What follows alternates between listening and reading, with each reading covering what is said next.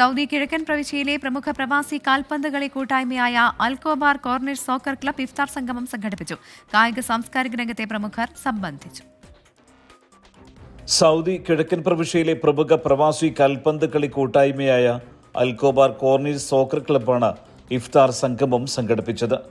Al Khobar space ഹൗസിൽ വെച്ച് നടന്ന ഇഫ്താറിൽ കായിക സാംസ്കാരിക രംഗത്തെ പ്രമുഖർ സംബന്ധിച്ചു.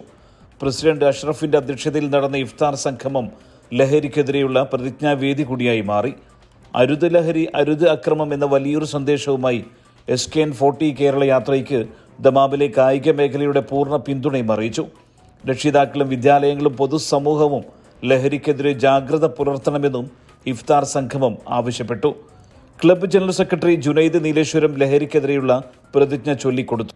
CSE രക്ഷാധികാരി സക്കീർ വള്ളക്കടവ്, റഫീഖ് നങ്ങാരത്ത്, ജാഫർ മെട്ടമൽ, സമദ് കാടങ്കോട്, ഷൗക്കത്ത് കാഞ്ഞങ്ങാട്, വസീം ബീരിച്ചേരി, ഹനീഫ് തെക്കേക്കാട് എന്നിവർ ഇഫ്താർ സംഗമത്തിന് നേതൃത്വം നൽകി.